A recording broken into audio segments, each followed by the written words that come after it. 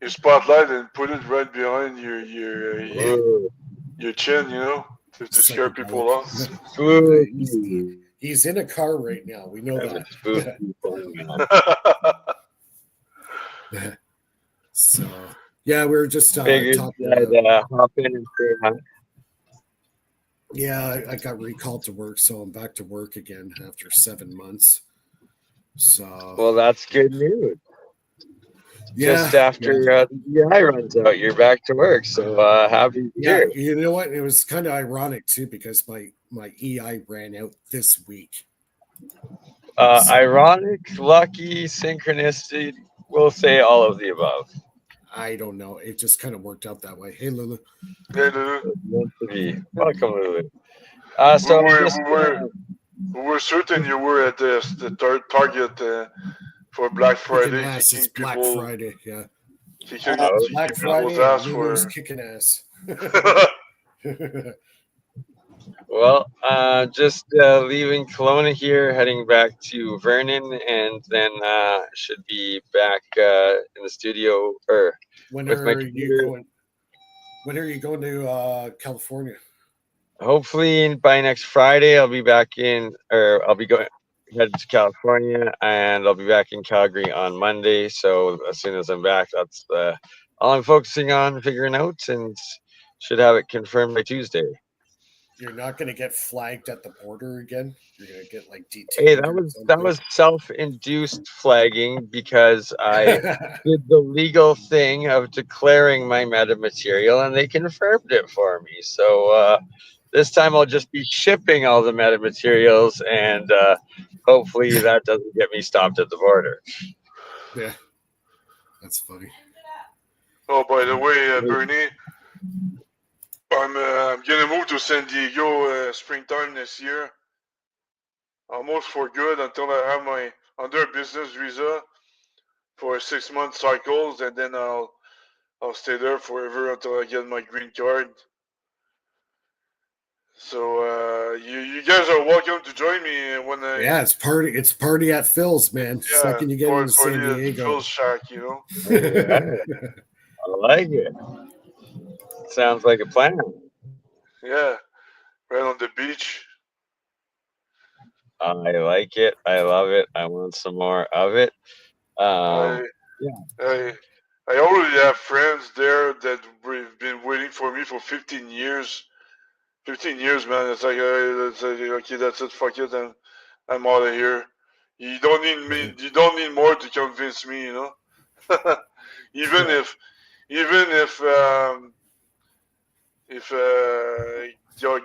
Newsom is the governor, governor. I mean, I don't care. I just want to. It cannot be worse than here. So I need to get out of here. Exactly. Canada's as communist as it gets, so we're already used to living under those sort of things. So at least it's warm Yeah, down there. yeah, exactly. So at least it's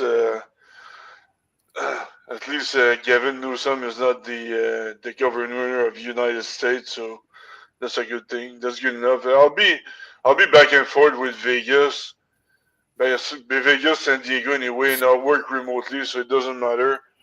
I You know, heard if Vegas. I heard Vegas right now is empty. There's like nobody there. yeah, I've heard that.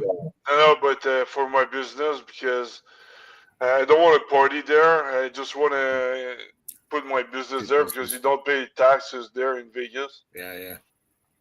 Nice. A lot And of if it's empty, stores that open. means cheaper rent. Yeah, I What's wish we that? had that in Ontario. If it's Yeah, empty, it means it's cheaper rent or leasing to start a company there, right? So Yeah, exactly. And might as all well the take advantage. conferences are still there. All the CES and Exactly. the international conference are still happening in Vegas. So that's a perfect place. It's not far away from Silicon Valley either. yeah, yeah. From San Francisco. Yeah, I Oh, flew and over Nevada on the way back. I spent a little time in San Francisco, and then we went to California and LA, and spent a few days out there. And when I flew back, I flew right over Area 51.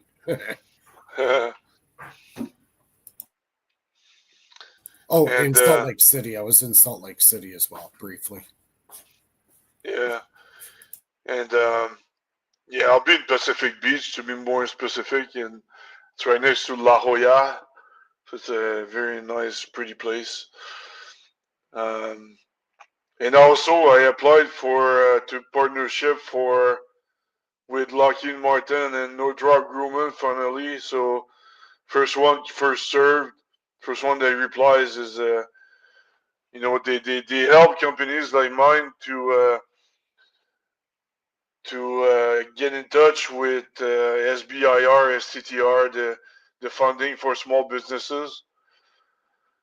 So it's easier this way to go through a private business because there's if you go publicly it takes time, but if what you're doing has a merit, then they're gonna speed things up. You know what I mean? So that's a cool thing. So hey Bernie, your camera is frozen, or you Oh, okay? Yeah, I'm back now. I'm back. I heard. because I heard you were everything. like that. I could see you were like. Yeah, he's in the I car. was like, are you still It's still- alive? That's funny. See, Yeah. I've So, done the drive from San Francisco to Houston straight, one like straight, like ooh, 20. that's a long drive. It took me 22 hours. Yeah, 22 yeah. hours. I drove directly from LA back to Toronto. When I came back to Canada, it took 4 days at 10 hours a day. 4 days or 3 days and a half, something like that. No, Oh, I, thank I you. just decided not to sleep. Because I had like 4 kids with me in the car, and like I just wanted to get home. We had done like a whole tour, Colorado, L.A., Hollywood, San Francisco. Like went down.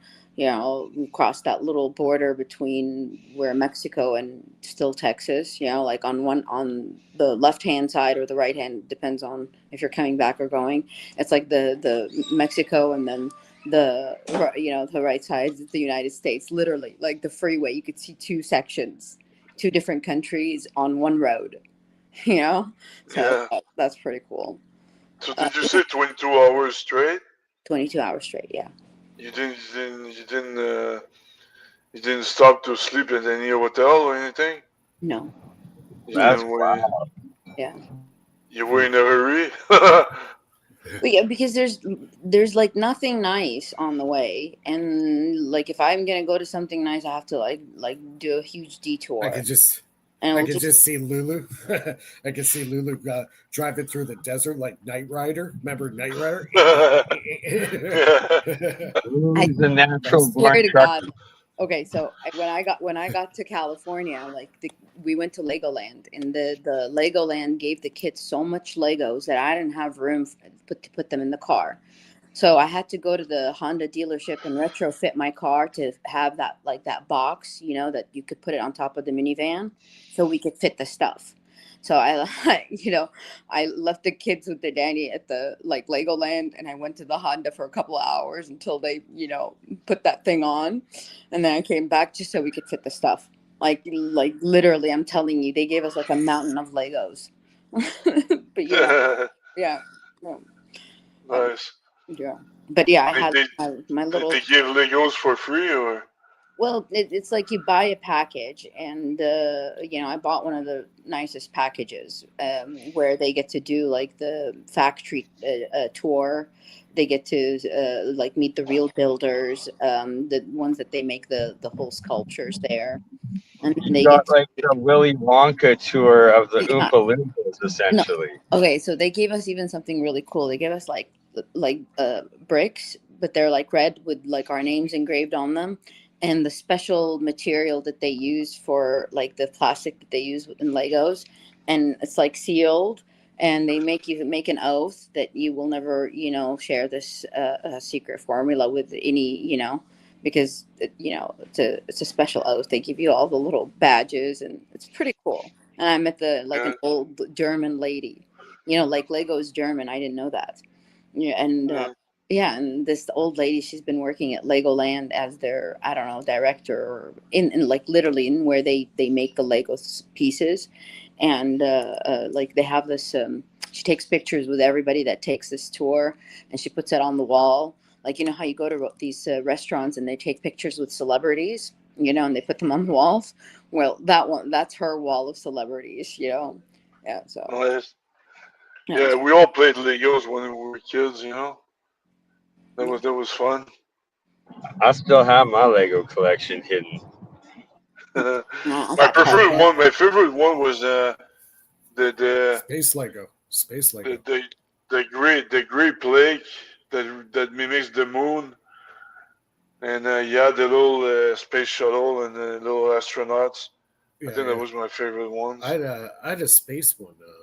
A Lego set. That's all I did Yeah, was when I was a kid was Lego. I yeah. guess that's where I got my creativity and there's ingenuity. there's like Lego, and there's a, I don't know if they still have it. It used to be called Meccano. Oh, Meccano. Yeah, I had Yeah, Meccano. Yeah, yeah, those like that like my God, that like how yeah, much that like, was great too. yeah. Yeah, Meccano was way back. That was like Mhm. late 70s. Mid Yeah, 80s, mid 80s for my time. I don't know like before then, but yeah, I remember that time. Yeah, and Yeah, late 70s, early 80s. Meccano was around there at that time. I yeah, had a friend who had one. Built like a tractor with it, and it actually had a steering wheel, and yeah, yeah. it was really cool. I had my little sandbox outside. So I was when I was not inside building something, I was outside building something else with my sand. So yeah. By the way, can I share my screen? Yeah. Uh, Did you guys watch Danny Jones this week?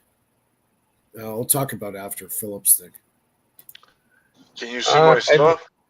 I'm not sure. If it's on. Sorry to interrupt. I'm about to lose cell phone service, so I'll be rejoining in 30 minutes to 45 when I get back to my laptop. And Yeah. All much right. love, and I'll see you then. Okay. Bye. Can you see my screen? Hello? Can you see my screen? Um, Mike, are you there? Yeah, I'm here. I can see your screen. I just had to just give me a sec. I have to go to the washroom quick. Okay.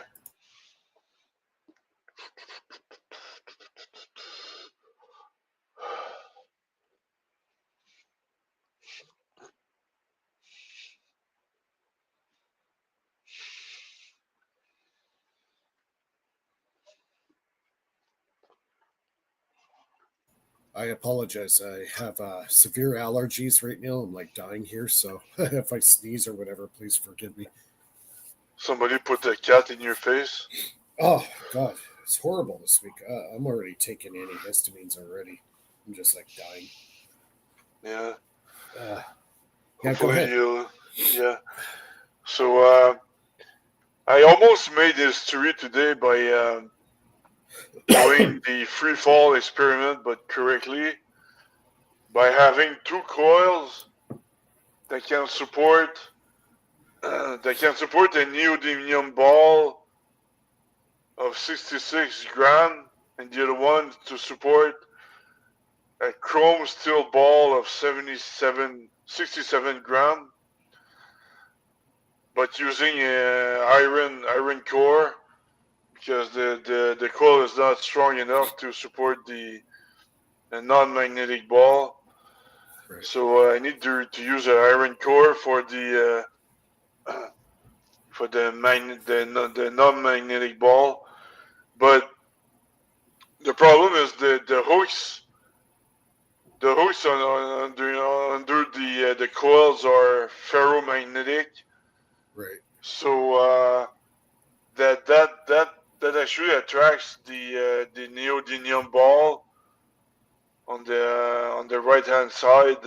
Yeah, that would. Yeah. That'll help you with some of your Yeah, lift or holding it. it's gonna influence the neodymium ball while it drops. So I had to find a solution. So I figured, well, if I use two aluminum rods, like you see right there, then Yeah.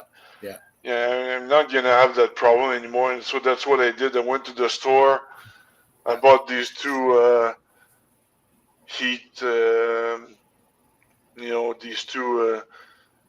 I don't know how you call that. These the stuff, this type of wipers to prevent your windows from Right. leaking heat. You know, Oh, okay. as you put that in your window to prevent them from leaking heat. Right. So anyway, it was good and it looked good enough for me, and it was after inspection it looks good. So tomorrow I couldn't do it tonight because there's not enough light here in Canada in December. It's a cloudy day, so Yeah. there was not a lot of light tonight, and then I need today actually. So I need a lot of light, otherwise we're not gonna see properly the little metallic ball falling down. So I'm gonna do that tomorrow, and I should have the results by next Friday. So it would have been historical if I was able to make it today, but I Yeah. guess we'll have to wait another week. That's all right. Sometimes Uh, these things don't go as planned. yeah, so we'll have to wait for another week Actually, for. I want to run this by you. You might actually find this really interesting. I was watching Danny Jones this week, and he had a Russian engineer. He immigrated from Moscow to the States. He lives in Florida right now, and he's basically a nuclear physicist. And he is working on fusion devices, and he built the device and he had to liquid cool it. So he was using mineral oil in the chamber in order to cool it. So at the bottom of the chamber, it would have the mineral oil, and then by a pump, he would pump the mineral oil through a tube through his reactor if it got too hot. So he did a test with it, and he started pumping the mineral oil through the tube, and lo and behold, he got static electricity. He was getting arcs coming off the tubing and hitting other parts of the device. So he's going, where the heck is all this voltage coming from? Because he was making huge arcs. It Okay. turns out the mineral oil, when you pass mineral oil through a Teflon tube, it creates the same effect as a Van de Graaff generator. So now you got a liquid state, basically a liquid version of the Van de Graaff generator, Oh yeah. just by pumping mineral oil through a Teflon tube. You got the massive charge separations between the Teflon tube, which is a high dielectric, and the mineral oil, because the minerals inside, as it's passing through the tube, it's shearing off all the electrons off the Teflon tube and creating high voltage static electricity. Who would Hmm. know? Who would figure something like that out? That's interesting. So I might do an experiment maybe in the new year. I'm going to buy a pump. I'm going to buy the Teflon tubing, and I'm going to make a reservoir on top, have the pump, and I'm going to make a coil of the Teflon tubing, and I'm going to put a steel tube in the middle of that coil of Teflon tube and see if I can make a Van de Graaff generator out of it. Yeah. Cool. And well, be careful because I mean it's you have lightnings with that. I guess static discharge. But in my case, I'm using just 80 watts of power, so that's not that dangerous. How much power are you planning to use? Well, with the Van de Graaff, I Yeah. don't know. It'll probably make tens of thousands of volts. It's a Yeah, it's but basically it's for experimentation. You could take that voltage and you can dump it into like a Leyden jar, and then from yeah, there convert it into a DC, and then from the DC you can dump it into a capacitor or whatever you want to do with it.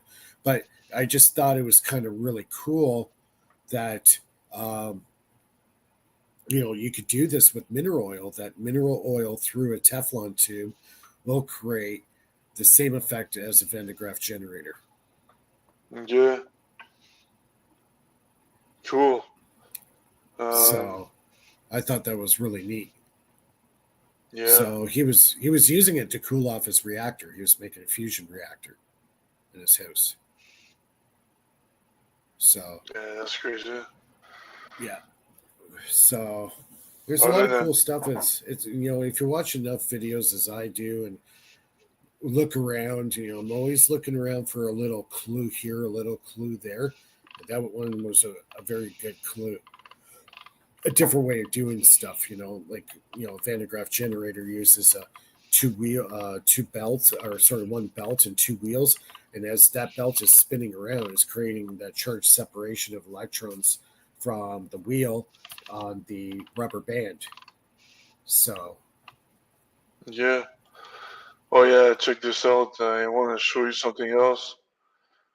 Um, one sec. I'm gonna share my screen again.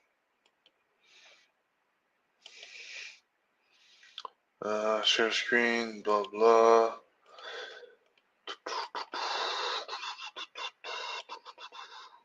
Can you see that? yeah, I can see it. Okay. Yeah, I can see it. Yeah, the F-35. That can do vertical. It's a fighter jet that can do vertical uh, Yeah, that's nothing new. They've had that for a long time vertical now. lifts.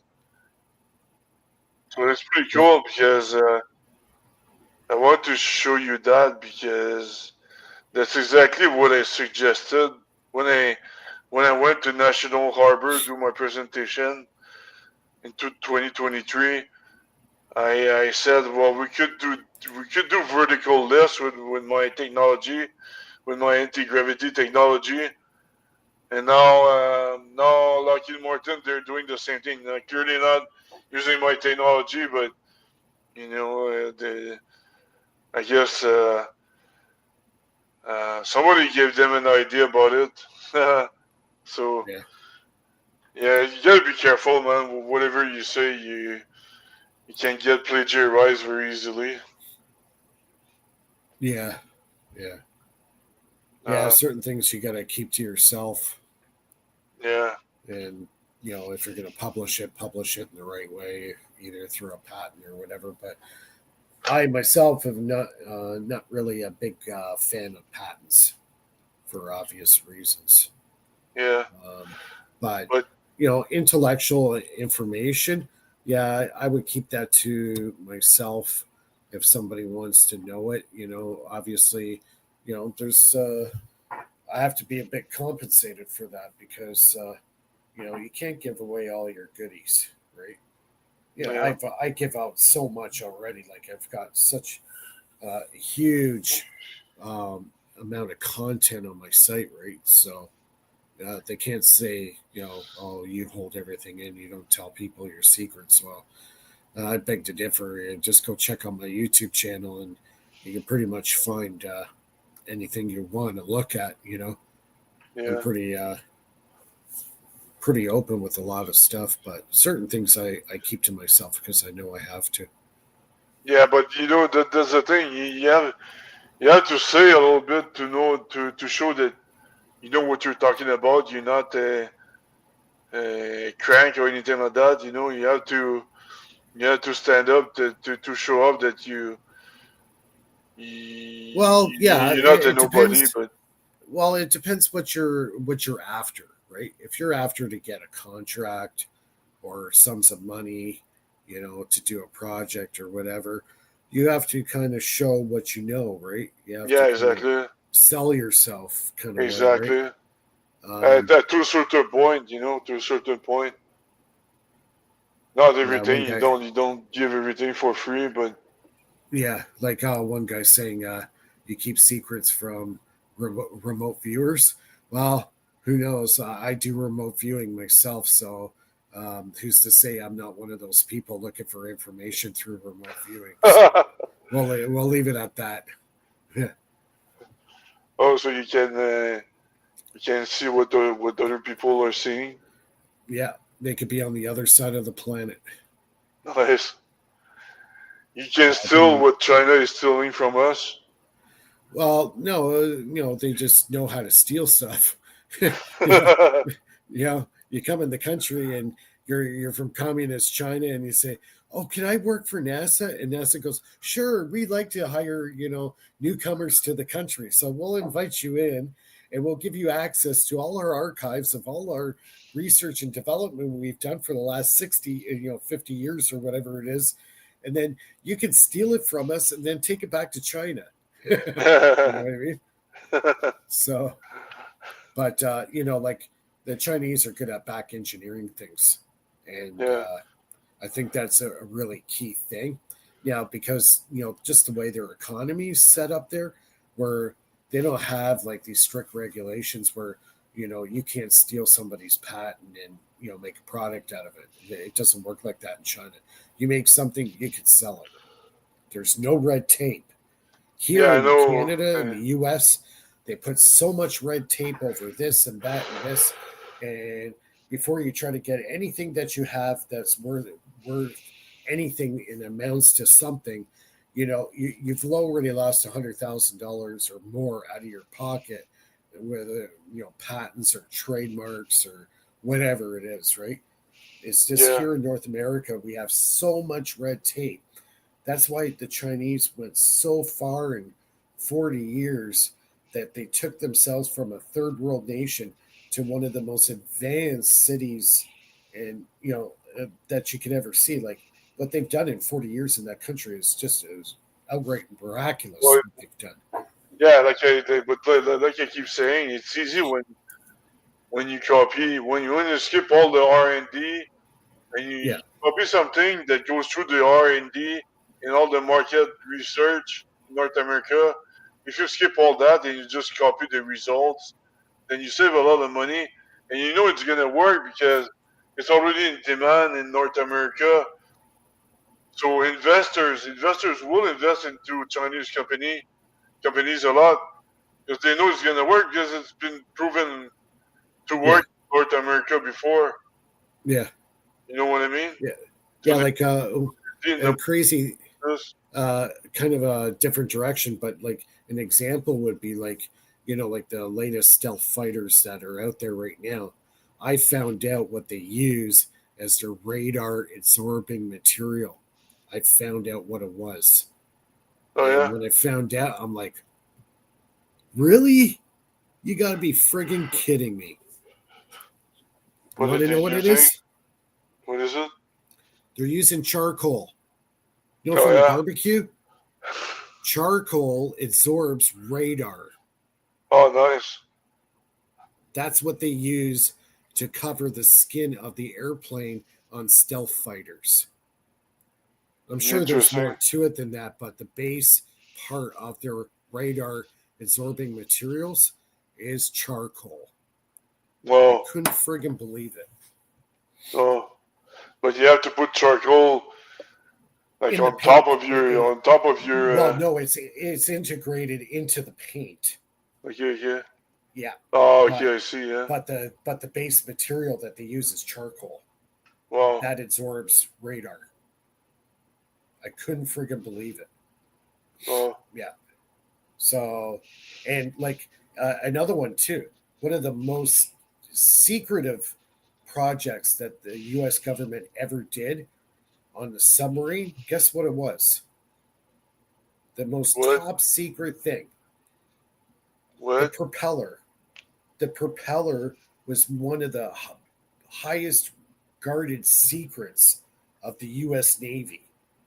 The The design of the submarines? propeller on a submarine. Yes, Oh yeah. it was Oh, one of the high. That's why when I was in Texas, I was talking to a guy, and to the guy because it's a headquarters, the Navy headquarters in Texas. So I was talking to a guy about submarines, and I said, "Oh, a submarine requires I don't know 7,000 watts of power." Yeah, then he corrected me, "No, it's less than that." And then I said, "Well, I have a stealth propulsion system," and then he said, "Oh, we already have stealth propulsion." so so he didn't talk much about it, but apparently they already have stealth propulsion for submarines. But Yeah, I don't know if it's and that's better what it than what I is. have to offer. What's that? And that's what it is. It's the propeller. It's the Yeah, design. It's the actual shape of the propeller. yeah. So yeah, so they're pretty much advanced, but I don't know if it's a 100% stealth or I don't know. I'll try to know Well, next time I I don't go think it's there. stealth. Well, it's stealth because like you have underwater sonar, right? And that picks up Yeah, noise. So the cavitation that's created by a submarine's propeller can give itself away.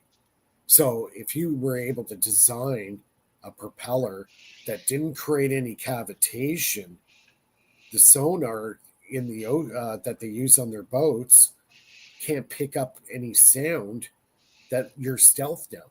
Because I know, like, even the crew members in on board uh, um, uh, a submarine, if they're talking in that submarine, the enemy can hear them yeah, through sonar. So even when they're doing an important operation, there's no talking allowed on the submarine because the enemy sonar could pick them up. okay, So it's pretty fascinating when you get into it because water is a medium where sound, believe it or not, can travel pretty far. And yeah, like we kind of disregard water in that aspect, but there's really interesting things about water, and I've studied a few areas, and now fluid dynamics, and now I found out about this mineral oil thing going through Teflon tube to create high voltage static electricity with. That just blew my mind when he said that. And I'm like, wow, I got, I might actually freaking try that just to see. okay. But yeah, well, obviously, militaries, got, massive funding, like ridiculous amount of money going into research for war, Yeah. all the So money in the from world for that. but you need to find a solicitation that they're looking for also because I have a lot of things, but if it's not matching their solicitation, then you're gonna have a hard time breaking the ice. And fortunately, I think the thing they're looking for right now is to have new energy sources, new more powerful energy sources, and I have the antimatter genesis that can supply a lot that is 500 times more efficient than fusion energy. You Right. know, nuclear energy, it's 500 times more efficient than nuclear fusion energy. So, so I get a good start, with my antimatter Genesis, and I applied Yeah. for a solicitation this week actually regarding that. So I should I should I should hear back within a month or Right. by the end of December. I should hear back about my application. So Here, I'm gonna, where I found out the link for this uh, nuclear physicist talking about this fluid dynamics. His name is Max Zamolov. I'll put the link for the show. It's Danny Jones. I'll put it okay, there in the live. I'll put it there in the live chat. And watch the video at 2 hours and 24 minutes. Start listening there. It's near the end of the show. Um, and he talks about how he discovered, putting mineral oil through a Teflon tube to create electricity. So check it out. I think it's pretty cool. But anyways, Nice. irregardless, the whole show was really, really good. This guy knows a lot of stuff. And I lately I've been on a Russian scientist binge for like the last 2 weeks now. I've been just trying to source out anything that's Russian in free energy and engineering and stuff like that. You'd be amazed what some of these Russians have come up with, some mind-boggling stuff, like really, really good. So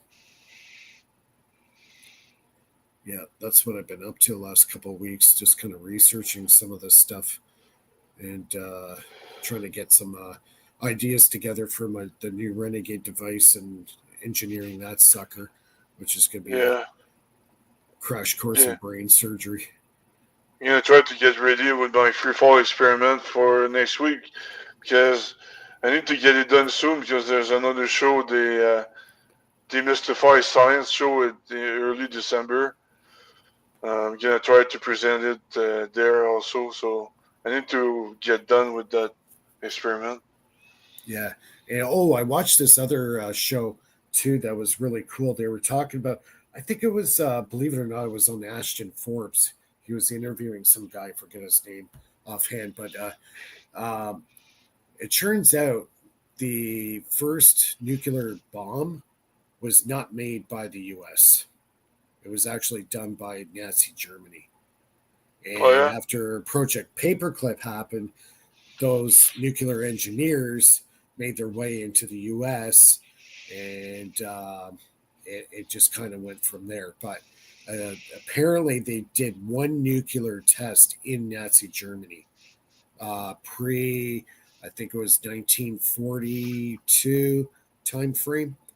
Uh, yeah, a couple of these engineers that were still alive, they said, yeah, they actually conducted an actual live nuclear test of a weapon, and that was part of the wonder weapons that Hitler was working on, and yeah, it just got into the U.S. hands after the war ended, right? yeah. Um, it's funny. The E equals MC squared. They just Germany just Einstein actually just embraced and extended Henri Poincaré's E equals MC squared. But one thing I realized with European countries is um, there are a lot from what I heard from entrepreneurs that come here in Montreal. They're from France and then they come here in Montreal to be an entrepreneur, and I wonder why are you moving from France? And they say France is socialist. They don't promote SMBs and small businesses and things like that. But it's the same thing. It's the same thing in Germany. They don't they don't encourage entrepreneurship, and that's what Yep. feeds that's what feeds a nation. That's how a Yeah, nation exactly. gets rich. You should. And a perfect example would be China. China was built on entrepreneurship. Look what it did to the country. It made it massive Yeah, and exactly, technologically huge. exactly. Their economic power of the world. Yeah, by copying us, but they by Well, embracing and extending us, should I yeah, say? they're not stupid. Yeah. They're not stupid at all, man. They really did a lot. So Yeah, they so yeah. Having said that, I've got a lot less respect for European countries in general. Um, well, I think a lot of them have kind of went into the socialist communist realm, yeah, and I think right now we're in a transition from the control of the colonial British Empire, and yeah, the colonialism and the British Empire is starting to lose their power, and people are waking up and trying to separate themselves, from the British influence on the world, and all the scams, and all the money, and all the fiat money, and people are just waking up. They're realizing that for the last 100 years, the whole world and the monetary system has been a giant Yeah, scam. yeah. And actually, the only thing left that was a gray area in entrepreneurship is how to contact big businesses. But it's not very hard to contact big businesses to sell your products or what you have to your services. It's actually pretty easy. It's again they all have some SMB section and they evaluate small businesses on their website. You don't have to go through HR, and do the cold call bullshit to try to do marketing. Actually, I'm planning to spend 0 cent in marketing. It's actually I can do it myself. It's so easy, So Yeah. it's not that hard to start a business. People are all scared, but turns out it's not very hard. Yeah, as So long as I guess you have a good business plan on what you're going to do, right? yeah, the Right. business plan is if you need VCs and grants and stuff like that. But in my case, I don't need it because it's a software and the physics parts. I did most of the experiment myself, and I did the theory myself. Most of the main experiments myself, and I paid some labs, and I got screwed. But I should have. There was Yeah. no way of me knowing it. But if I didn't get screwed, I would have a lot more money. Yeah. But I got screwed by China too. At some point I bought them some gallium and they never shipped it. So I lost $3,000 right there.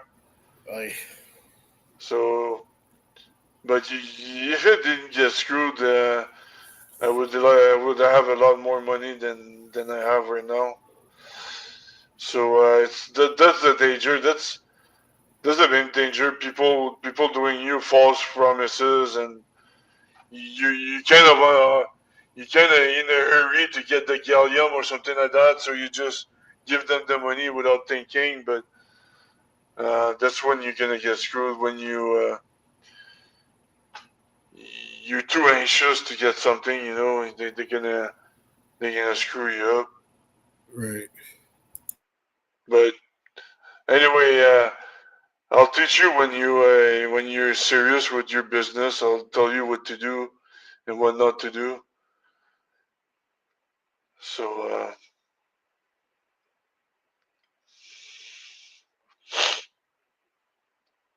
yeah, so it's not that hard at the end of the day. It's just a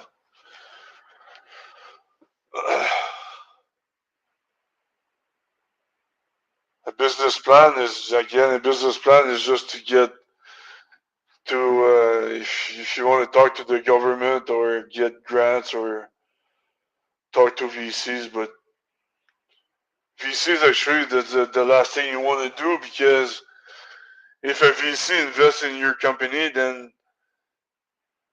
you become an employee of your own company. You know what I mean? Because you don't own the company anymore. So so so yeah, you gotta stay away from VCs, venture capitalists, should I say? So so yeah, sorry that was my rant here. Yeah, we can't hear you. I apologize. I'm just reading some of the stuff here in the chat. Actually, business narrative.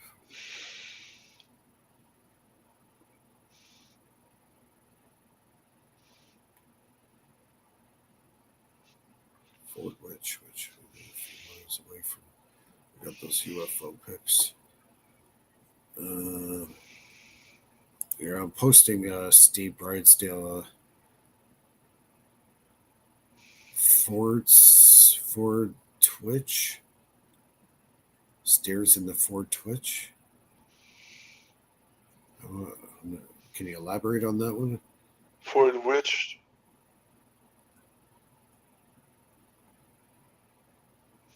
Oh, the UFO pics. Oh, those there. Um, that's actually at my storage locker where my lab is. Um, oh, who else we got here? Oh, we lost Lulu. Lulu's back. I've been back and I thought I'm like talking to myself and you guys aren't hearing me. I'm like, why are they ignoring me? Like Your for the mic past was like off. 10 minutes. I'm just gonna, you know what, guys? This is a good time for me to, you and Philip talk. I'm just gonna scoot out for a quick smoke, and I'll be right back. Yeah, I was listening to your idea, like venture capitals are not a good idea because I've heard. Yeah, I was listening to that, whole bit. Um, but you mentioned something about like marketing. Well, it's not marketing. You have to know the where your software in what industry could it be applied to. And then you have to kind of search these companies and present your software and how it could, enhance their operation. Exactly. So So that's why I'm targeting big banks with my software mainly.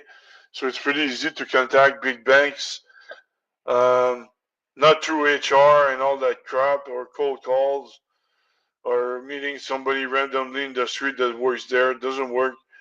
So they got a section for SMBs on their website you can talk to. So you present your company there. They're gonna evaluate. And big banks, they got a lot of money to for new technologies. So they that's it's a money fountain right there. So I'm gonna talk to them when I'm done with my programming my software. yeah, So yeah, you're right. You don't. You have to know. You have to know your target customer. you have to know like the where the weakness in systems are, and like the system where it fills the gaps and don't lose yeah. data. Like I know because it. your I software know it is pretty well because I almost. used to work for Morgan Stanley before, and they cannot afford to have backend server that crashes. You know. And they don't understand the computing of your software. It goes to the like the negative, what is it, like 23, 24, and like quantum uh, algorithms. Not a lot of systems could do that. They can't, like, they don't understand like how the data is like tickers. It's information. How deep could you like cavitate into time for that, yeah, algorithm to continuously work flawlessly? They some people just don't understand how that works, but you know, you have like they Yeah. don't even understand how their own system works or their Yeah. own industry. So you kind of have to tell them like, hey, this is where there's a problem in your system, and with every little update or with every little connection to any like how they do those like corporate acquisitions, and Yeah, they but I bypass all the the persona that doesn't know anything about IT, and I talk to IT people directly. You know what I mean? They're gonna if I want to target the IT department in the of JP Morgan, then they're gonna forward it to the IT department. So I bypass all these clowns that know nothing about IT. You know what I mean? IT is, my God, it's like an endless, it's an endless science. But you have to understand who they where they the people that understand the physics and the chemistry that goes into, like programming these things. It's not just oh yeah, they know IT, but they need to know IT, electrical, how like electrons transition, how like how energy is diffused into how many different possible routes. It's a little, I don't know, I just think it's a little bit more complex, but Yeah. Well, IT is just software, not the hardware part. The software like C++ and stuff like that. You know. So you're talking about the engineering department, but I'm talking about just IT. It's just the software part, the the high tech part. Yeah. Uh, Somebody said, "Why am I targeting a dying industry?" Well, because this, I don't know if it's dying, but they invest like $20 million a year on new technologies. So if it dies or not, I don't care. I just want my million and be done with it.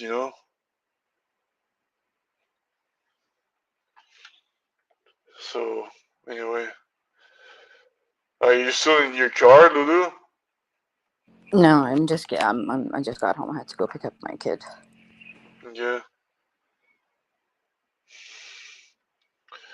Yeah, a friend of mine is working for the government in Canada, in the government, in the public sector in Canada, Mm-hmm. and um, the Canadian Mark Carney is about to cut like 40,000 jobs in the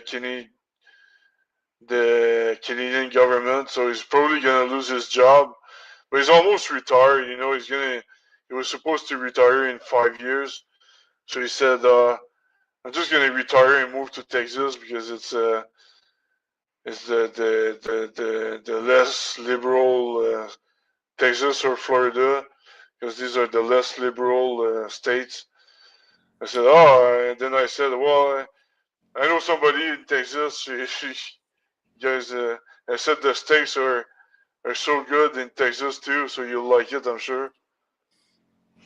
Well, like the state of the Longhorns, Texas. Yeah, Yeah. yeah, yeah. It was so fun when I like all three places I've been at. I've been in with the conference, the technology conference. Uh, Texas was, I didn't know it was the headquarters of the U.S. Navy, and National Harbor in Virginia, and Honolulu was pretty fun to be next to the beach. I liked it a lot, but it's a smaller conference, and so Honolulu, unfortunately. Um, Whereas National Harbor in Texas are bigger. Actually, it was bigger in Texas and even bigger in National Harbor. You know, So like the oil port is here too, like Texas City.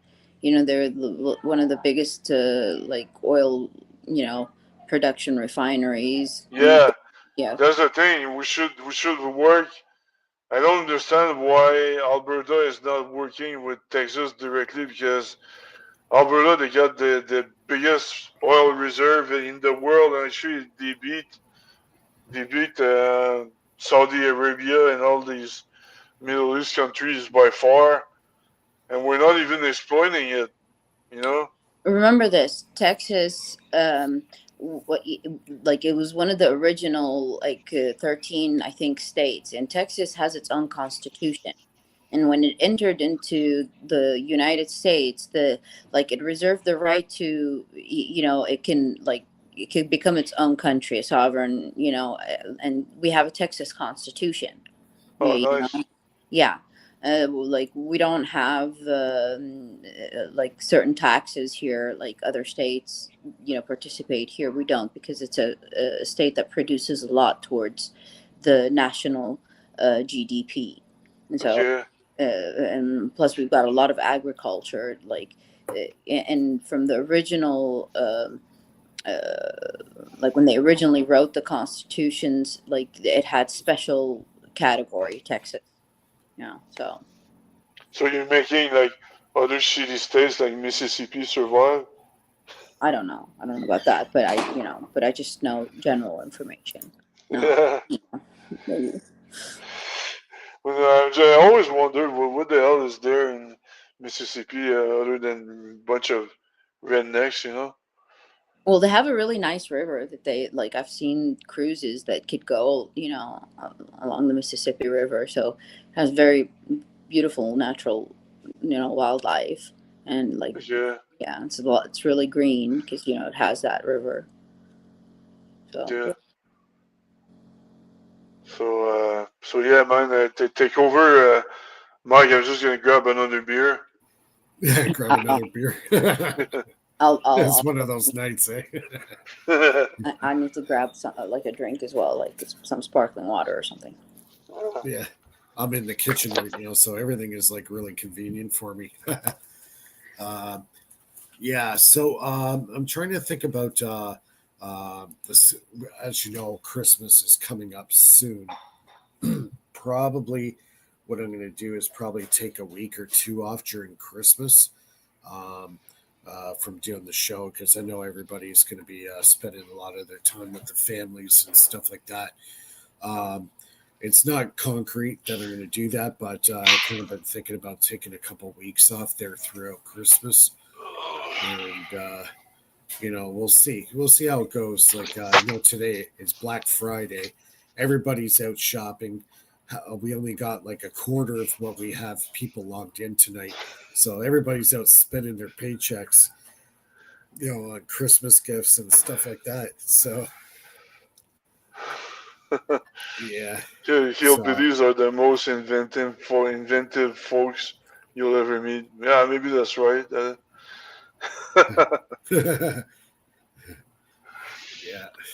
You don't see me at any shopping mall on Black Friday. Forget that. I don't want to get it. I don't want to get into a fight over a Power Rangers.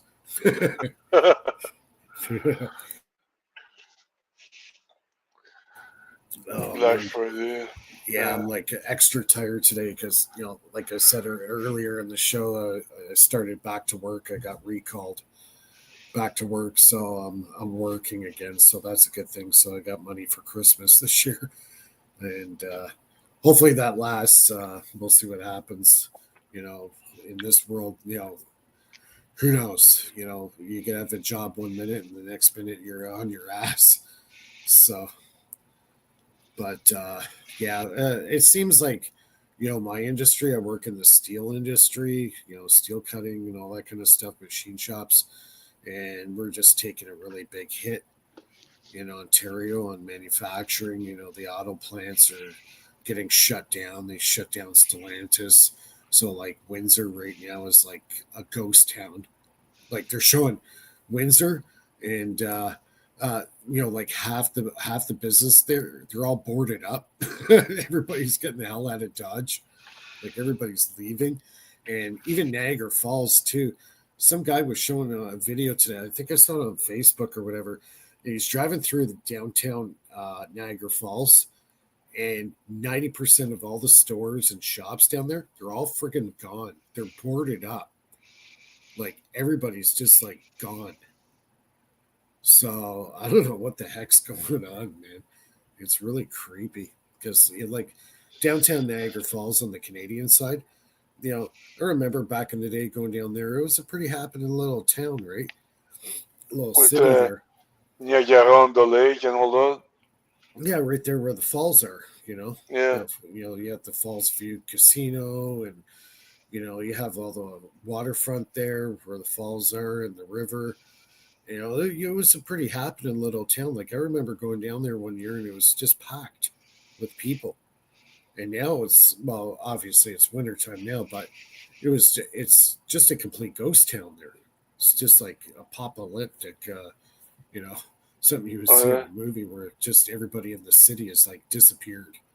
They can't. There's not enough tourism. Yeah, the tourism has just gone down the gutter. Plus, it's off season to begin with, Yeah. and the economy, royally sucks. They need So to. They need to film another Superman movie over there to increase the tourism. yeah, really, Superman going through Niagara Falls. Did they increase the border patrol as well? With the I whatever. don't know because, I live about an hour away from Niagara Falls. Hmm. Um, Buffalo, well, Buffalo or Canada, whatever. I'm about an hour's drive from there, so I could go there whenever, pretty much I want, and check it out. But I've even been there in the off season. I was one time I was there in, when was it, January or February? Uh, my wife had some friends come from overseas, and they wanted to go to Niagara Falls. They said this is the worst time of the year to go, and even then, it was January, February back then. Uh, it wasn't that bad, you know. You could still go to the falls and the casino, and the shops were open. It wasn't like crazy like the summertime, but at least everything was open, right? But now it's like things are getting boarded up. Businesses disappearing. It's like really creepy. It's like some of the, not big cities, but cities in our area. Like I can name about three or four of them, and they're turning into like these ghost towns with a lot of like drugs and COVID you had know a lot to do with it. Remember that, like, with um the quarantine, everybody, like a lot of businesses, yeah, tourism yeah, died off. Like a lot of these things, it just offset it a lot, yeah. yeah, But see, what I like about Niagara Falls, there's a lot of historical sites with Tesla there. mm-hmm. So there's another place that's maybe about 30 minutes away, 40-minute drive from me. It's a small town called Welland, Ontario. And what's significant about Welland, Ontario, they have what's called the Welland Canal that has the lift locks for the boats, the ships that come in. They get lifted to the higher water on the other side, right? But I just recently found out when Tesla was designing his hydro plan for Niagara Falls, he did a test building with the system. And that test hydro system was built in Welland, Ontario, which I didn't know.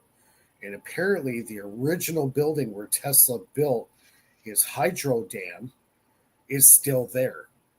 Oh yeah, cool. It's still there. And yeah, Welland's only about a 40-minute drive from me.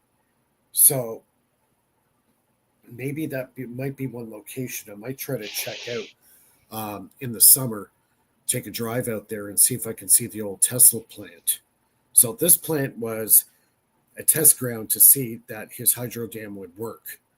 So obviously it did, and they decided to build the big project in Niagara Falls. And they got a big statue of Tesla sitting there right Oh yeah, beside the falls. So nice. yeah, I think I have a picture of it somewhere in my camera or in my photo album. But and I also went when I was in New York City. I went to the very first power generation uh, plant that was built by Thomas Edison on Pearl Street, downtown Manhattan. I also seen that building, the original building where Thomas Edison built the first DC power station. So I've seen that. So I've been Okay. to some of these historical sites. I also, when I was in California, we went to the observatory, which is up the mountain near where the Hollywood sign is. Yeah, They Griffin have, Hills. yeah, in Beverly Hill, in the hills there, where the big Yeah, the giant Griffin Hollywood Hills. sign is. Okay, Yeah, when you go up that mountain, they have a observatory. yeah. A giant observatory there.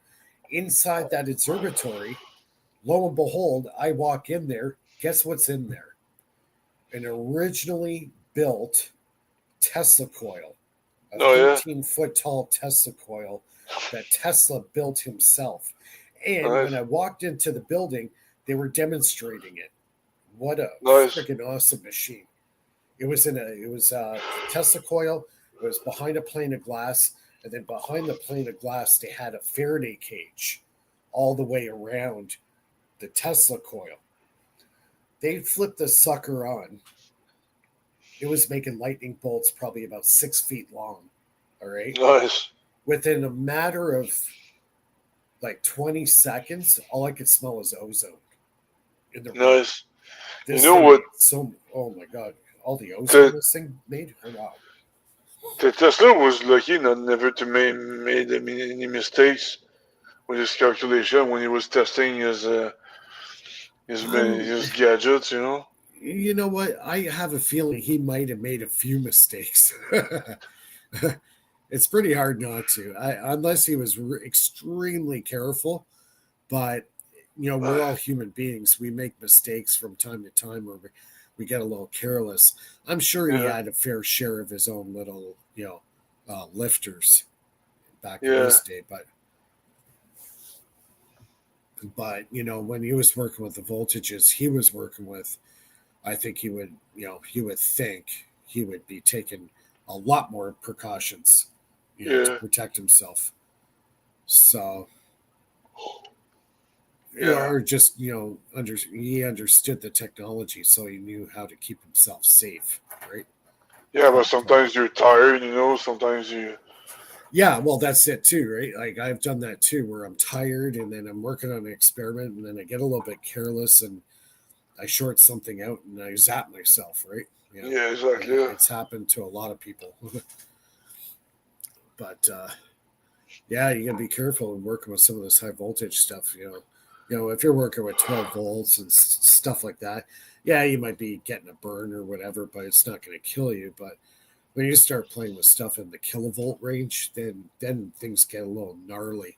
Yeah. So Or especially me, as you know, initially when I reviewed my electrical my electrical skills, my those circuits and things like that, I yeah, would always get nervous. I would start sweating, and yeah. the sweat would drip on the right next to the electric circuit. You know, that sounds not obvious, but it happens too. You know, that's most Excuse me. that's the most dangerous thing you can have is to have a sweaty skin Yeah, when you work sweat all over your next to experiment. Yeah, electrical circuits. yeah. You just made yourself a way more conductive. Exactly. Or you integrated your DNA into the circuit, like one day you could become That's like it. that. You became part of the circuit. Yeah, like become like the ghost in the machine, you know. Yeah. Yeah. But like I like me, like I'm a machinist, right? So I get really, really dry skin when I get home. My hands are just like dry, right? So if I'm playing with electricity, I don't really get zapped too much because the dryness of my skin, I'm not very conductive, right? But if you have really moist skin, you're Yeah. gonna feel it. You're gonna feel it Yeah. because like I would like if I worked with my Renegade device, if I wanted to focus an area of that potential coming off the piezo onto a certain body part, um, you know, if that area is too dry, I can put that piezo right on top of it. I'll feel the arcs come off, uh, but it's not going to be like hurtful. You know what I mean? Actually, Yeah. yeah, I was getting several hundred volts coming off my piezos, and yeah, I put my fingers on it, and it's zapping me away. I could see the arcs flying off my fingers, and it felt good. Like it actually felt good. It didn't feel like, oh, you get shocked and you jump back and it's like it's Yeah. painful, right? When I'm playing with the piezos on my Renegade, I hold them and they're arcing like crazy off my fingers, but it's actually feeling good. If that it might sound weird to people when I say that, but it actually feels really, really good. It's the And new type of drug. um, put it to you this way, I like as tired as I am right now. If I were to fire up my Renegade device and run it for about 15 minutes, I will feel like I had an 8.5 hour sleep in about 15 minutes. Yeah. I'll leave it at that. I won't say anymore. Yeah. So it could Nice. be 1 a.m. in the morning. I could be really, really tired. I just run that device in front of me for about 15 minutes, and it'll be like I just had an 8-hour sleep. Oh yeah, that's interesting. Yeah, just being around So, it, just being hit by the radiation that's coming off the coils and the piezos, and if I'm interacting my body with the piezos and everything, so oh, it speeds up. It speeds up your sleeping. I think it has something to do with my body chemistry. It's actually charging my body chemistry. Because when you sleep, your body goes through a phase of rebuilding itself, it repairs your joints and your dead cells die and then they get repaired. It's natural this happens while you're sleeping, right? It's a bit a repair time, right, for the body. Yeah, but But mainly for the brain. The brain sorts itself from what you learn from the everything, day. It restructures your everything. brain. Yeah, Yeah. exactly. So, just by using the Renegade around my body, it feels like I just had a full night's sleep. And it'll be 1 a.m. in the morning, time to go to bed. And then I'm completely wired. And I'm like, Yeah. oh crap, now I got to go to sleep. It felt like I just woke up. You know what I mean? It was really Yeah. cool. I think it's like the cortisol. You need to write like the part of the sleeping cycle is the cortisol. If you don't get that, you'll always end up with that. You know, not feeling Yeah, it in could sleep. be, I don't know, the electrolyte in your body. If you're around, a certain frequency of power around any kind of electrolyte, it's going to charge it, right? Like a battery. And our body is pretty much a battery, right? Any way you look at it. We have a certain pH level in our body, and our nerves, our brain, it's all electrical. Our whole body is electrical. So if you're in an environment where you have high voltage frequency of, static potential in the room, I really feel there is some kind of interaction happening in your cells, in your body. Um, you know, this is just a hunch that I have. It's not actual medical fact, so I'll let everybody know that now. But I've been playing with this for probably the last 5 years. Um, the effects, how I feel being around the device. And all I could say is it's all good. I haven't had any parasitic effects on my body whatsoever. It's all been positive. And even more so since I started using the piezo transducers in it. And it was kind of funny. I was working on a device and I had the piezos hooked up to it. So, anyways, I shut the device off. I left it for about a week. Okay, get this. I left it for about a week. I went back and I was fiddling around with the device again. And I have no capacitors in the setup at all, nothing like that. Just the piezo was there. I grabbed the piezo, and guess what happens? I freaking get an electric shock. Oh yeah. So the piezo held the electrostatic potential for over a week. And then I touched it and grounded myself, and it freaking shocked me. I It couldn't acts believe it. like a capacitor. It has capacitive value. Yeah, Oh, electrostatic capacitance. Yeah. And And interesting. I that was got how long was that? Like, I left it over a week. wow, Over a week, and I came back and I touched it, and friggin', wow. it just discharged right on my hand. Yeah, I heard also like with the old microwaves, some people like take the inner part to use it for something. Like they're not supposed to because it could also hold a lot of you know capacitance of energy, and touching it wrong could Well, as soon as you ground yourself to something that has electrostatic potential, you're going to get a shock, like a Mhm. really pretty violent shock. And this was a pretty violent shock because it kind of caught me off guard, right?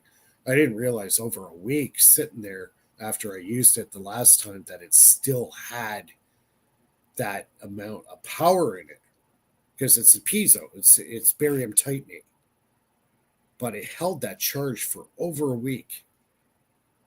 enough to give me a good jolt. Put it to you that way.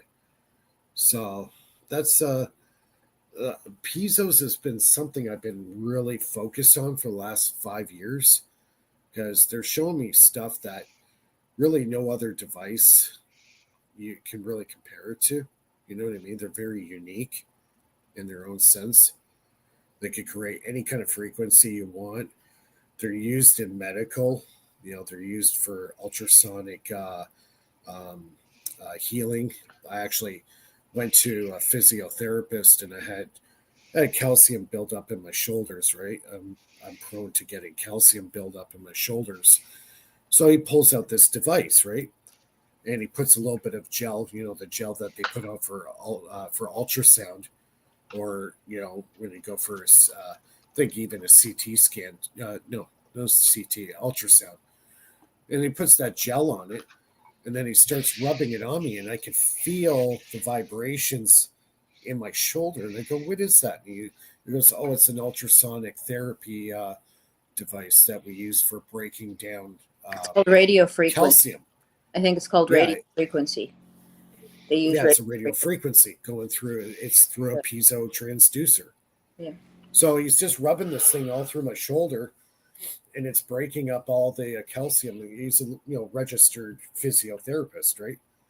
I went there through my work, right? So I had the benefits. I might as well use it, right? So yeah, he did both shoulders, and it broke up all the calcium buildup in my shoulders from over 30 years of hard labor. Can we talk about like medical stuff like cancer and stuff like that? I would stay away from the cancer stuff. I would just talk about stuff that's relevant, No, but it is relevant because it is actually it's regarding MRI and stuff like that. So they found they're able to freeze the cancer with the resonance of using MRI. So they use the cancer signature a little bit like we were talking the other day, but now they use the cancer signature and freeze it using MRI. In Australia, they do that since this week. So they've been doing that's some cool. great research. Yeah, they've been doing some great research on it, and it's coming back to some of these radio devices that we've been playing with. Yeah, exactly. Transducers and. So if you have a tumor or whatever, they can they don't even need to open your head or anything. They just put you through the machine and freeze it. Yeah, I'm sure they're coming up with some great stuff, right? But so yeah, it's about time. I'd like to elaborate on that stuff, but there's certain things you're gonna have to be careful with. We're not making any medical advice whatsoever, people. So just a disclaimer, always check with your doctor. We're not making any medical claims or whatever. I'm just talking about just some of the experiences that I've been working with on my devices that I find a little interesting. So, I think it's relevant. I think people should experiment with this stuff. And if you find an effect and it's posing a positive result on you and you feel good, or it's helping something, I think you're your best judgment on what's good for your own body, right? Yeah, exactly. I think a lot of people over the pandemic issue, a lot of people got very disgruntled over the whole medical industry, which is understandable, I think, under the circumstances. A lot of people lost faith in supposedly the good medical practices, World Health Organization and all these guys. I think a lot of people lost a lot of confidence in these guys. Yeah, for sure. I'm not going to talk about that too much, but especially not whatever. Not to change the topic, but they eliminated the penny. There's no more. Oh yeah, I heard that. Yeah. Yeah. We got Canada. How long have we had? They got rid of our penny, I think, almost 10 years ago. Okay, but there's an issue with that, because each penny is worth 4 pennies, like in the material cost to make it. Okay, Right, right. so like the what they mint is about something like about like $60 million worth of pennies. Well, but Yeah, really that's worth $240 million, right? And yeah. like they're Well, dispensing. know the reason too, Lulu, because most pennies are made of copper, Mm-hmm, right? mm-hmm, And copper is getting harder and harder to find. And if you look on the international markets, mm-hmm, copper has actually gone up in value quite a bit in the last few years because of semiconductors and electronic components that they use a lot of copper and stuff. But like I even noticed it, buying magnetic wire for my, my Renegade and my projects, for 3 pounds of magnetic wire, copper wire, I'm looking at $160 Canadian for 3 pounds. I understand, but like in economics and finance, coin money is real assets. Paper money Right, is not, because right, coin money is right, metal.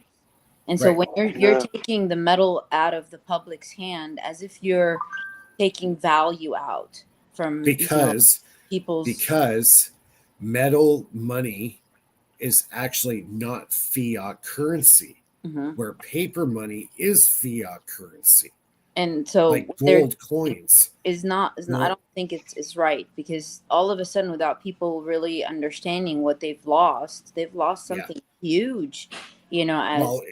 it's showing that your money is eroding. Mhm. Like it's actually eroding at a very large scale compared to what you're actually seeing it. But now that they're taking the penny out of the equation now, should Mhm. be an indication. We had ours taken off the market, well over 10 years ago, Mhm. that they cannot afford to put real precious metal in in a money form as legal currency. It's not fiat, I'll, it's I'll real. offline. I'll explain a little bit more, because it has, copper is also a main material that they use in ammunition making. And Sure. so, Yeah. when you take a penny, you don't leave room for people to be creative in that domain, Yeah. you know? And so, like, what is retained from that is very little back, like, into circulation. People keep that, that metal. They don't like dispense of it, because it's an important element in our, in making everything, pretty much. So Yeah. yeah. Like even like nickel, Mm-hmm. and using nickel in the actual metal, change, you know, and then you'd have silver dollars and gold coins and all that. That's real money. That is real precious metal backed up money Mm-hmm. that's in your hand. Mm-hmm. But they don't want you guys to have precious metals.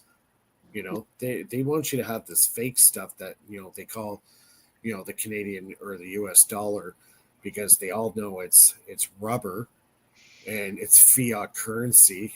you know that's why they want to go to a digital currency system, because the guys who run the system can play it like they're the puppet master.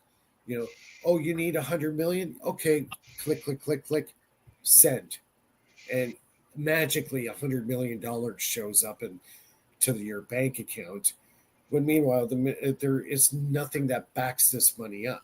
you Absolutely. know That's and when they had the meeting at Jekyll Island and they created the fractional banking system, you know, that was the beginning of the end for the US as far as, having value behind the dollar.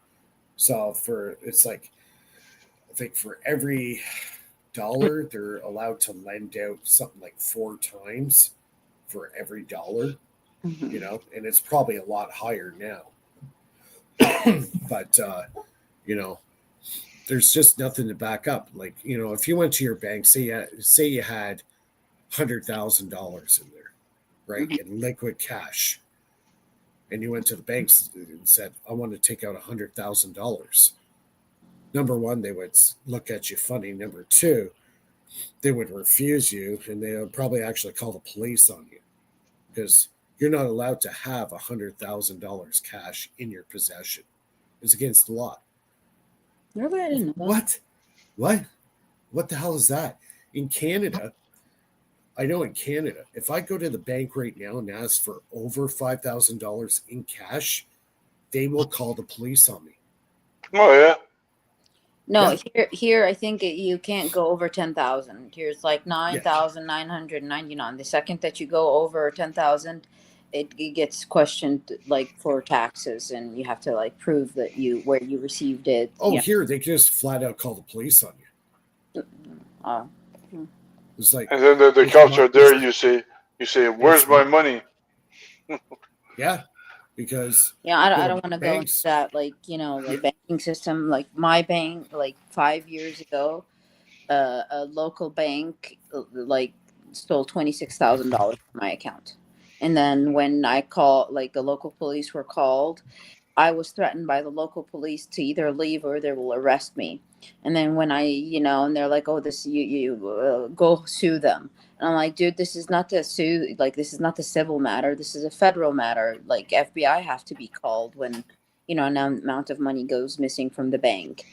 And so, like, I swear to God, I hope technology can pinpoint where I was and how when the money was taken out of the bank account, because technology could reveal that. There's GPS, geolocation, you name it. I like any device that I've signed on that is my personal like use, or TV, watch something, or this could prove it, or even my car's GPS, right? Like I like that those officers were in on it 100%. But like they're very strong in my area, the local authority, and butting heads with them, and I've got little children. I will come out on the losing end if I do, you know so yeah, they stole 26 grand. And when I called the FDIC, I've called the SEC, I've called, like, man, I called every department possible, and then I had one individual that gave me legit information. And he said it would take the amount of dollars that in question would have to be like, it would have to like exceed like 50-60 thousand dollars before they can formally open up an investigation, because it would cost them much more money to open up an investigation than the value of the amount in question. So yeah. Yeah, that's crazy. It just shows how much fraud. All these banks are a bunch of fraudsters. I don't call them banksters anymore. I call them fraudsters. Man, Yeah. It's I all have fraud. copies of the withdrawal slips. You'll see the ones that are signed in my name. You can see like my handwriting, but the ones that were somebody else, like forged, it's a completely different handwriting. Yeah. Yeah. When it boils down to it, and one of our viewers made the point that cash is better than cashless. I 100% agree with that. 100% agree with that. In the digital age, now you get digital currency. The banks can manipulate whatever they want. They'll be like puppet masters, like this. Listen, they can manipulate 100 million, boom, okay, 100 million, no problem. And it has never failed me. Like, let's say I go to the grocery store, okay, and I have $400 in cash in my pocket, right? Cash. I walk in, my bill always comes out like within maybe a few dollars difference.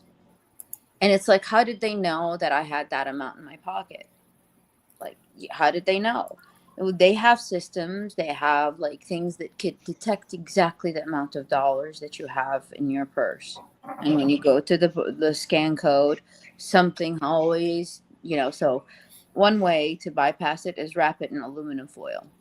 I've done that just to mess with them, to see can they still get the reading, on how much exactly you have. Was it working still? Huh?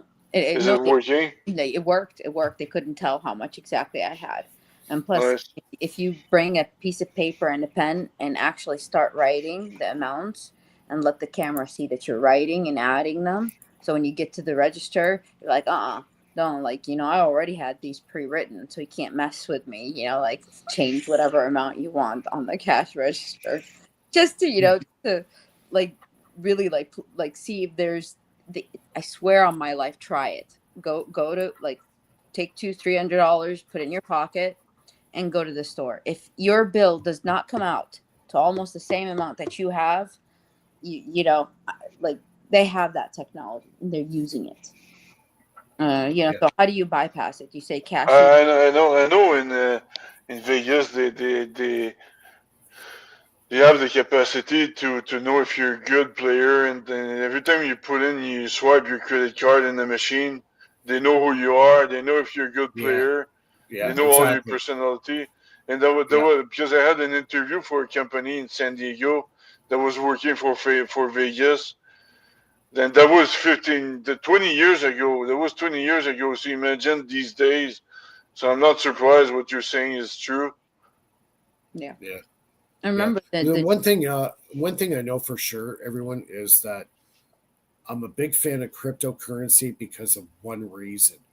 As long as it stays decentralized banking, where there's no physical bank in control of the movement of currency, then Uh, it could stay relatively a fair game, right? well, I've Second, got bad news for you because in Europe in 2027, they want everybody to be cashless and be everybody yeah, I use know. electronic money, and they're gonna control, man. They're gonna control everybody, even worse than China. So it's gonna be even worse than China in Europe in 2027. Yeah, you know So what? I would, if I had enough power to go out into the media and go on TV and say, guess what, everybody, we can beat these guys at their own game. Everybody, get all your physical cash that you have and buy into cryptocurrency and empty your bank accounts and put it all into cryptocurrency. Do not make commerce with anything that is a controlled bank. Do everything freelance, like free enterprise. And that overnight, the banks would lose control of the whole system that they've dominated. You know, the, uh, everybody wants to have a system that is consistent, fair game, fair play with everybody. But these guys have just abused the power of controlling the monetary yeah, system. imagine They have imagine all just the money totally. they make with all the credit card interest. I have three credit cards. I pay like at least $800 per month of interest total on my credit card. Multiply that by the population, and ten It's times a the fraud. population is 10 times greater in the United States. Imagine all the free money they're doing with all just the interest rates that everybody pays. It's just you know what, Philip? It's just boiled down to the monetary system that the world runs under right now is fraud. Yeah, It is flat out fraud. It yeah, is so like it's so dirty now. It is not a fair enterprise system. It's not free for everybody. You know what I mean? Free from what I'm trying to get at is it's not free from corruption, right? yeah, It's not free from corruption. It's all corruption now. 2008 should have been a huge wake up call for everybody. You know, the housing crisis and the 2008 market crash. That Mhm. should have been a huge eye opener for everybody to say, you know what, these banks, they went hog shit crazy. They got deregularized by paid off friggin' politicians. You know, what's his name? Bill Clinton deregularized the banks. When he did that, the banks went friggin' nuts, and they start doing all these subprime mortgages and all that. Well, you wouldn't think that 2008 would happen. Well, of course it's going to happen. If you deregularize the banks, they get so friggin' greedy, start doing subprime mortgages on mortgages they shouldn't have signed in the first place because they know they're going to default. You know what I mean? Like Yeah. they're just playing such an evil game with Yeah. everybody. It's an And evil organization to the highest order. yeah. And the economics are something like called money cycles, like 10 years up, 10 years down, 10 years up, 10 years down, and they play on that rise, and like they gain from the rise and they gain from the loss. Like they don't lose. Yeah. You know, Yeah, they make it sound that it's very complicated and all. Well, they want to If make you it want to complicated. understand the banking system, you need to have a PhD. But it's all fraudsters at the top that manipulates at their Yep. will the interest rates and all that crap. Yep. The It's Federal all Reserve fraud. was created to stabilize the economy, but I You don't know can't if it worked. stabilize. But I think it You did the can't. opposite. You can't stabilize a system that's already corrupted. Yeah, I know. You know, if you got a And system in place to run a monetary system, and you want to make everything controlled and stable and all this stuff, when meanwhile the people who run this system are the most corrupted people on the freaking planet. you know, You know, every decade the IT people they figure something new. Like there was the internet boom. Like there's the AI boom. But yep, there's always these goddamn elites on top of it that can manipulates new technology and turn it against us. yeah, because they well, I made mean, a system. do, They do you, made a system in order for them to stay and keep that control. And Yeah, that was through the monetary system. They knew if they came up with a monetary system and got everybody to follow suit and use the system, they can control and manipulate the world population at will. yeah, Whether you want to start wars or end wars, or if you want to put somebody in power or take somebody out of power, it's all done by these banksters. yeah, It's all done by them. They're the ones that manipulate every horrible thing that happens on this planet. All goes back to them. yeah. I'm And I'm starting to believe really that it's not, it's out of human control anymore. It's more run It's on a demonic, it's run on a like an artificial intelligence economic system. demonic intelligence. Somebody set it up, did not know the parameters that it needed to give it, and the thing just like makes its own decisions on what it believes it's legit, like it should, and it should not. Actually, you just jarred a memory. Danny Jones did a really good interview with Catherine Austin Fitz about a month ago, and they Hmm. talk exactly what you're talking about right now. She Yeah. calls it an interdimensional demonic intelligence. Yeah, because like some things, like it just doesn't make sense, on when you like apply for a loan, or you do all the business plan correctly or this, but if it has like a prior idea that it could somehow benefit more, or reject that idea because it might become in competition with it. You understand? Like it's such a huge brain that Oh, like it's an intelligence. There's yeah. an intelligence that's extremely powerful, extremely intelligent compared to the regular population. That it can you know maintain this demonic control over the populace. That's what Catherine Austin Fitz really got into really good. She did an awesome job on the show explaining it. She calls it Mr. Global. Who's Mr. Global? So she basically said, her and her friend were discussing it one night and said, it can only be an interdimensional demonic intelligence that would actually be able to pull something off like that. These elite rich, they're all into the occult. It's been proven over and over and over again. These, very rich people are involved think in of the occult. think of it like this: when a financial structure is set up to keep the person enslaved in it, it's still called Sure. slavery. Of rather, course. even though a person's still getting paid, but if they don't have the potential, or the system doesn't allow them to have the Yeah. potential to, grow bigger, or Yeah. integrate their invention idea A on rigged a global system. It's a scale. rigged system. Yeah. Yeah, and so it becomes like a slavery system that we just It don't is. really, we don't see it physically. We're not slaves, but we're enslaved to that algorithm of life.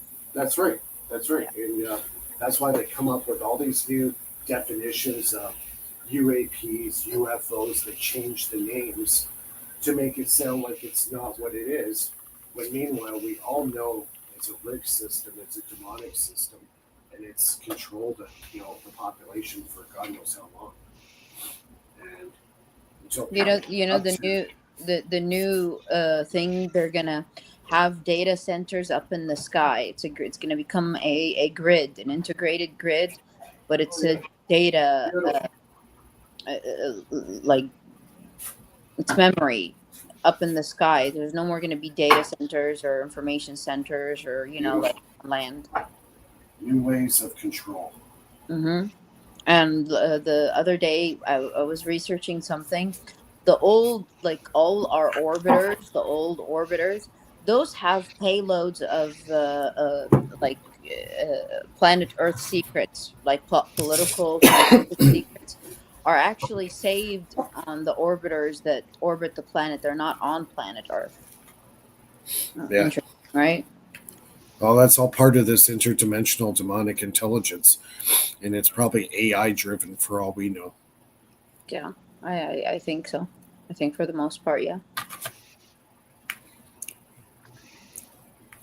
I have a feeling AI's been around a lot longer than we're told.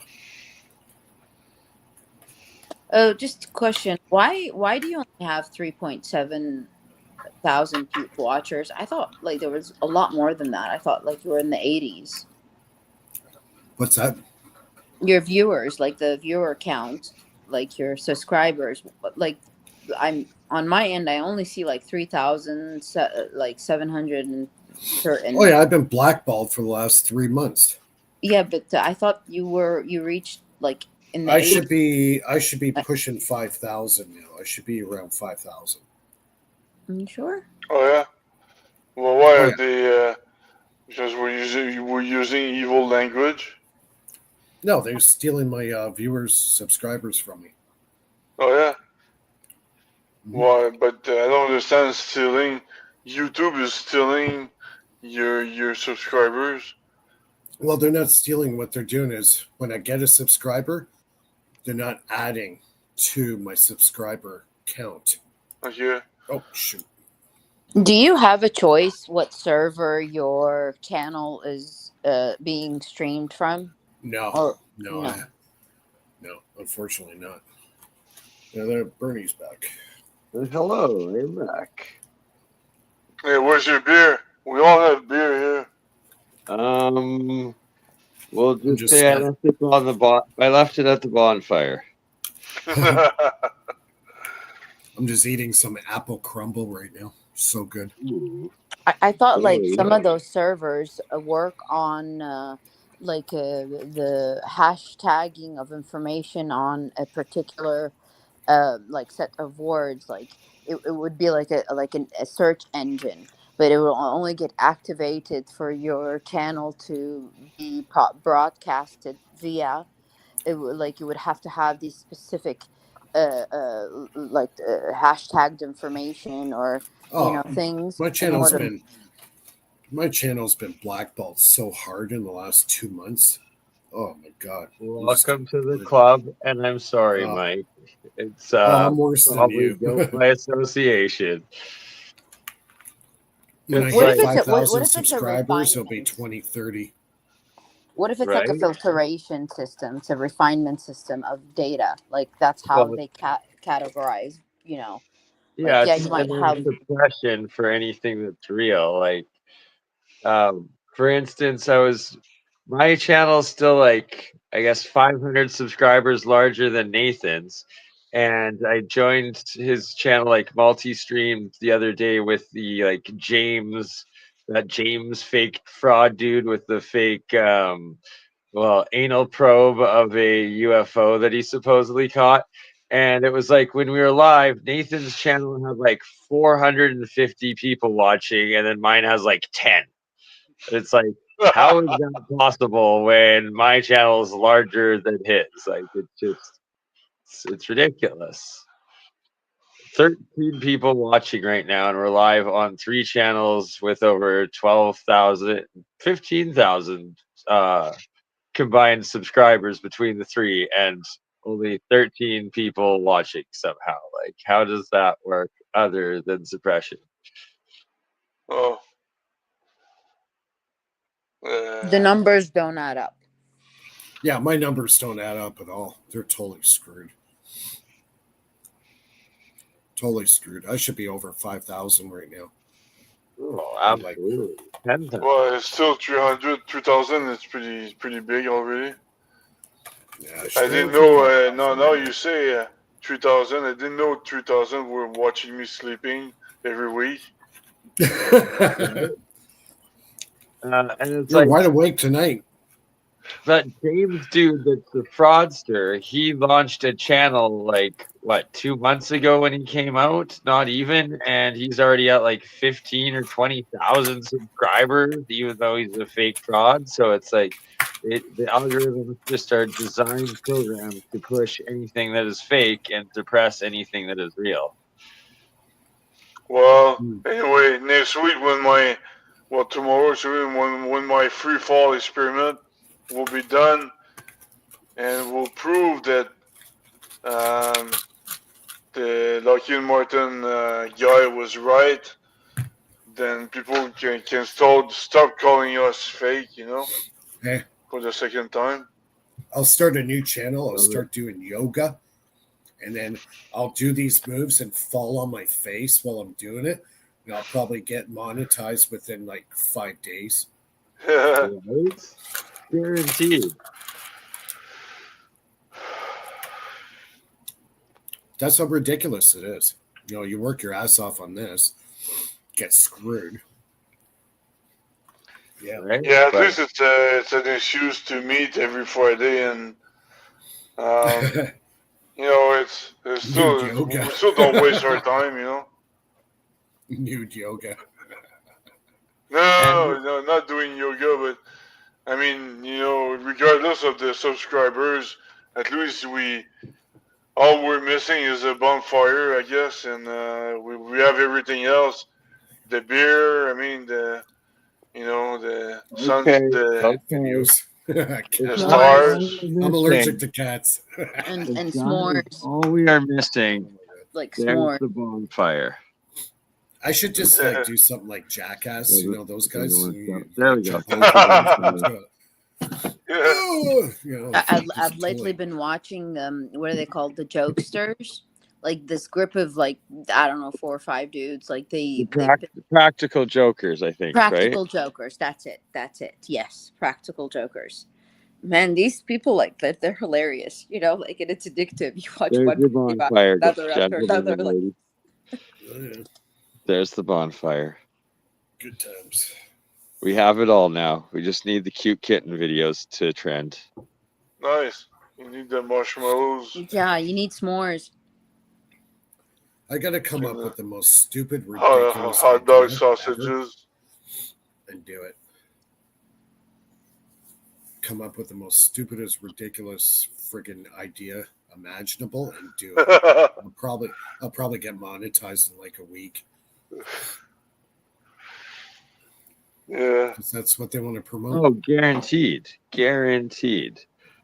Cat videos. A channel just with cat videos will have 1 million subscribers in a matter of days. Hi, everybody. This is my cat. And he name talks. is George. And His today name my is cat George. talks. Like one of my kids taught our dog like how to sit, and it gives it a treat. And got like 3 million views. My God, like they had to like so many views, but then they found out that she's a kid, and they took her channel down. But like really, it was like hundreds of thousands of people on a stupid little video that she taught the dog how to sit for a treat. Like, it's insane. Oh, I've got an idea. I've got an idea, Mike. Straight up, pet videos go viral. It's crazy. You know, I've got an idea, Mike. Instead of we should do instead of mimicking Beavis and Butthead, we should mimic Terrence and William in South Park. You know, that just farts, all the time. Yeah. Oh God, please no. Please no. And I think it's you need Nathan for this.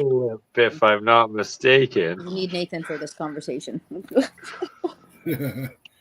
It's Terrence and Philip, sorry, not William. I forgot. Right? So we already have Philip. We just need Terrence. That's hilarious. Yeah, we need Terrence. It's still like the Beavis and Butthead. I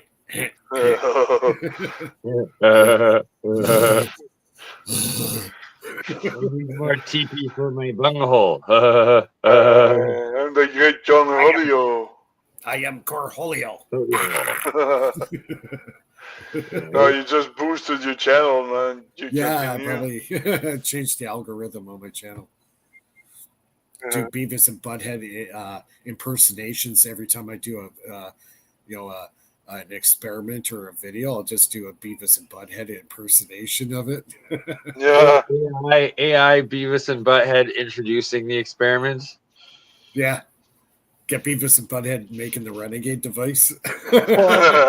or like I was thinking of like starting a channel, but doing cooking unique foods. Like unique foods, like the other day I went to the farmer's market and I bought goose eggs. I've never eaten goose eggs. So I bought 2 goose eggs and some quail eggs, but we fried the goose eggs and I videotaped them, like the whole process on how to, how to make fried goose eggs and like the toppings and the options.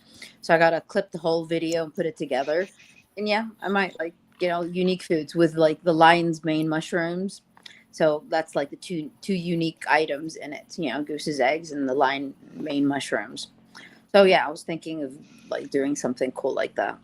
But we'll be like really, it has to be unique things. Can't be like just every, like exotic items in there. Yeah. That was viewership. Hey Bernie, do Beavis and Butthead do an alchemy? Oh God, I know I got Bert and Ernie for that, right? I already got Bert my and Ernie, yeah, you got to do it like an AI cartoon or something. Yeah, that's definitely the next step. So today I was on Instagram and I'm like, oh my God, that's my video from Utah on some channel with like, it has like 1 million views. And I'm like, what the hell? And then it's like, oh, there's Bertie walking up to the honeycomb and on someone else's channel and getting 1 million views and only has like 200 on mine. Wonderful. With content getting stolen. You were talking about at the beginning of the show. You were talking about getting plagiarized and stuff like that. But with APEC, I don't worry. Mark thinks when nobody ever done the liquid metal vortex experiment yet. Even if I showed it on their own channel 2 times, they think nobody ever done it yet. So, don't even worry about getting plagiarized by APEC. Yeah. Right. Well, anyways, we're at the top of the hour, everybody. So, I think we're gonna end this cast because I'm ready to like die here because I'm like so tired. We'll go live to air again next Friday at 9:00 Eastern. Be sure to check out Philip's YouTube channel at 5 Night Theory. And also Bernie's Crypto Alchemist. And we'll see everybody next week. Thanks, Take care, everybody. Much love. Take care.